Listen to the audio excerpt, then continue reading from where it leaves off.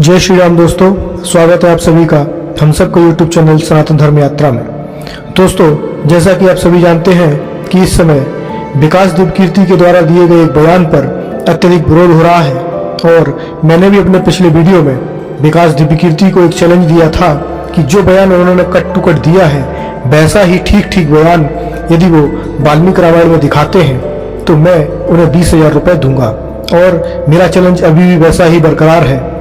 दोस्तों, कई लोग ये सोच रहे होंगे कि सनातन धर्म यात्रा वाले को राम के द्वारा सीता को कहे गए कट वचनों की जानकारी नहीं है, तो मैं आपको बता दूं कि मैं क्या सारा सनातन समाज ये जानता है कि युद्ध कांड में भगवान राम ने माता सीता को कट वचन कहे थे और अग्नि परीक्षा भी ली थी, इसमें कोई दो राय नहीं है।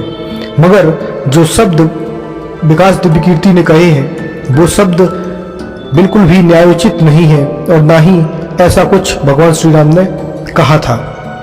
दोस्तों, शब्दों का ही सारा खेल होता है, शब्दों का ही सारा माया जाल होता है। जैसा कि उदाहरण के लिए मैं आपको बताऊं कि सन 1984 में सिख विरोधी दंगे हुए थे। अब मैं दंगा यहाँ पर कह रहा हूँ जबकि दंगे का अर्थ होता है जिसमें दोनों पक्ष एक दूसरे पर हमला करते हैं, हिंसा करते हैं, आगजनी करते हैं, लूटपाट, मारपीट, हत्या इत्यादि करते हैं। मगर आप सभी जानते हैं कि 1984 में ये सारा काम सिखों के विरुद्ध हुआ था, तो ये किसी भी प्रकार से सिख विरोधी दंगे नहीं बल्कि सिखों का नरसंहार कहा जाना चाहिए। मगर यहाँ पर शब्द दिया गया क्या, दंगे। तो दंगे और नरसंहार में बहुत अंतर होता है। उसी प्रकार मेरा विरोध जो है वो विकास दिव्यकीर्ति के इस बयान से इसलिए है क्योंकि इन्होंने कहा कि हे सीते, राम कहते हैं कि हे सीते, तुम मेरे लिए कुत्ते के द्वारा झूठे किए गए घी के समान त्याज्य हो, जबकि युद्धकांड में ये लाइन कहीं पर भी नहीं है। मैं आपको युद्धकांड खोलकर दिखाता हूँ। ये युद्धकांड का पंचदशाधिकशततम सर्ग है। इस पर लिखा हुआ है, सीता के चरित्र पर संदेह करके श्री राम का उन्हें ग्रहण करने से इनकार करना, अन्यत्र जाने के लिए कहना। मैं इससे बिल्कुल भी विरोध नहीं करता हूं कि भगवान राम ने कटवचन नहीं कहे होंगे। सारा सनातन समाज जानता है कि युद्ध के बाद भगवान राम ने माता सीता को कटवचन कहे थे, उनकी अग्नि परीक्षा ली थी और जिसके लिए सभी लोगों ने, वहां पर उपस्थित सभी लोगों ने भगवान राम को भले ही सामने से नहीं लेकिन उनकी बुराई करी थी और ब्रह्मा इत्यादि देवताओं ने भगवान श्री राम को समझाया भी था। जबकि अन्यत्र किसी भी धर्म में यदि उस धर्म का प्रमुख व्यक्ति ऐसे कोई कार्य करता है तो कोई भी उन्हें समझाने नहीं आता, कोई भी उनका विरोध करने नहीं आता, बल्कि सभी उनका साथ देते हैं। तो मैं यहाँ पर दिखा देता हूँ। ये इस सर्ग में पहला श्लोक ये है कि मिथिलेश कुमारी सीता को विनय पूर्वक अपने समीप खड़ी देखकर श्री रामचंद्र जी ने अपना हार्दिक अभिप्राय बताना आरंभ किया। भद्रे, समरांगण में शत्रु को पराजित करके मैंने तुम्हें उसके चंगुल से छुड़ा लिया है। पुरुषास्त्र के द्वारा जो कुछ किया जा सकता था वह सब मैंने किया है। अब मेरे अमरस का अंत हो गया है। मुझ पर जो कलंक लगा था इसका मैंने मार्जन कर दिया है। शत्रुजन अपमान और शत्रु दोनों एक साथ ही नष्ट कर डाला। आज सबने मेरा पराक्रम देख लिया। अब मेरा परिश्रम सफल हो गया और इस समय प्रतिज्ञा पूर्ण करके मैं उसके भार से मुक्त एवं स्वतंत्र हो गया हूँ। अब तुम आश्रम में अकेली थी, उस समय वह चंचल चित्त वाला राक्षस तुम्हें हर ले गया। यह द्वेष मेरे ऊपर देववश लगा था जिसका मैंने मानव साध्य पुरुषार्थ के द्वारा मार्जन कर दिया। जो पुरुष प्राप्त हुए अपमान का अपने तेज या बल से मार्जन नहीं कर देता, उस मंद बुद्धि मानव के महान पुरुषार्थ में क्या लाभ हुआ। हनुमान जी ने समुद्र को लांघा और लंका का विध्वंस किया। उनका यह प्रशंसनीय कर्म आज सफल हो गया। सेना सहित सुग्रीव युद्ध में पराक्रम दिखाया तथा समय समय पर मुझे हितकर सलाह देते रहे। इनका परिश्रम भी अब सार्थक हो गया। ये विभीषण दुर्गुणों से भरे हुए अपने भाई का परित्याग करके स्वयं मेरे पास उपस्थित हुए।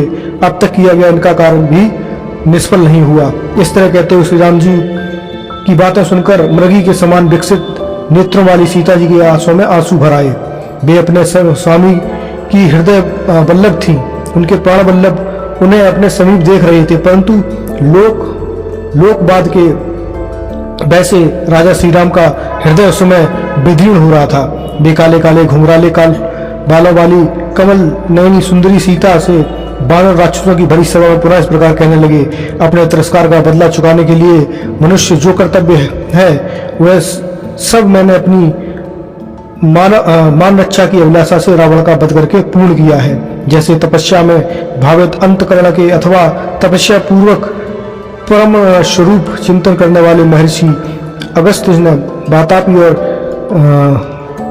इल्वल के भय से जीव जागृत के लिए दुर्गम हुई दक्षिण दिशा को जीता था, उसी प्रकार मैंने रावण के बदा में पड़ी हुई तुमको जीता है। तुम्हारा कल्याण हो।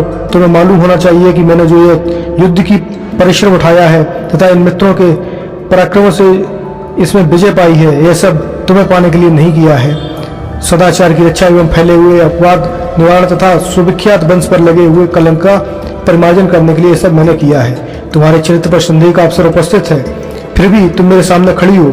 जैसे आंख के रोगी को दीपक की ज्योति नहीं सुझाती, उसी प्रकार आज तुम मुझे अत्यंत अप्रिय जान पड़ती हो। अतः जनक कुमारी, तुम्हारी जहाँ इच्छा हो चली जाओ, मैं अपनी ओर से तुम्हें अनुमति देता हूँ। भद्रे, ये 10 दिशाएं तुम्हारे लिए खुली हैं, अब तुमसे मेरा कोई प्रयोजन नहीं है। कौन ऐसा कुलीन पुरुष होगा जो तेजस्वी होकर भी दूसरे घर में रहकर आई हुई स्त्री को केवल इस लोभ से कि यह मेरे साथ बहुत दिनों तक सौहार्द स्थापित कर चुकी है, मन से भी ग्रहण कर सकेगा। रावण तुम अपनी गोद में उठाकर लेके गया, तुम पर दूसरी दृष्टि डाल चुका है। ऐसी दशा में अपने कुल को महान बताता हुआ मैं फिर कैसे तुम्हें ग्रहण कर सकता हूँ। अतः जिस उद्देश्य से मैंने तुम्हें जीता था वह सिद्ध हो गया, मेरे कुल के कलंक का मार्जन हो गया। अब मैं तुम्हारे प्रति ममता या आसक्ति नहीं है, अतः तुम जहाँ जाना चाहो वहां जा सकती हो। भद्रे, मेरा यह निश्चित विचार है, इसके अनुसार आज मैंने तुम्हारे सामने ये बात कही है। तुम चाहो तो भरत या लक्ष्मण के संरक्षण में सुखपूर्वक रहने का विचार कर सकती हो। सीते, तुम्हारी इच्छा हो तो तुम शत्रुघ्न, बानराज सुग्रीव अथवा राक्षस राज विभीषण के पास भी रह सकती हो। तुम्हें जहां सुख मिले तुम वहीं अपना मन लगाओ। सीते, तुम जैसी दिव्य रूप सौंदर्य से सुशोभित मनोरम नारी को अपने घर में स्थित देखकर रावण चिरकाल तुमसे दूर रहने का कष्ट नहीं कर सका होगा।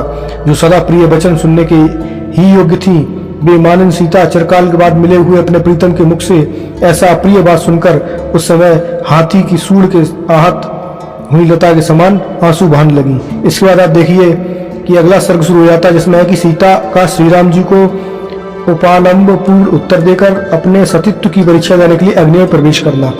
तो यहाँ पर भगवान श्री राम के जो वक्तव्य थे वो समाप्त हो गए हैं। इसके बाद माता सीता जो है भगवान श्री राम को उत्तर देती हैं और अग्नि में प्रवेश कर जाती हैं और अग्नि परीक्षा देती हैं। और अग्नि परीक्षा देने के बाद ब्रह्मा जी उनको भगवान श्री राम को समझाते हैं कि उन्हें ऐसा नहीं करना चाहिए था, सीता जी पवित्र हैं। लेकिन आपने देखा यहाँ पर कहीं भी ये बात नहीं आई है कि तुम मेरे लिए कुत्ते के द्वारा किए गए झूठे घी के समान त्याज्य हो। तो ये शब्द जो है ना कि कुत्ते के द्वारा किए गए झूठे घी, ये अत्यंत ही घृणापूर्ण और तर्क संगत नहीं है, ये बहुत ही घृणापूर्ण शब्द है। इस शब्द का मैं विरोध करता हूँ, इस लाइन का मैं विरोध करता हूँ। ये लाइन विकास दिव्यकीर्ति को नहीं बोलनी चाहिए थी, किसी भी प्रकार से ये न्यायोचित नहीं है। तो दोस्तों, मैंने ये आपको पूरी जानकारी दी। ये जानकारी आपको कैसी लगी कृपया कमेंट सेक्शन में बताइए। जय श्री राम, धन्यवाद।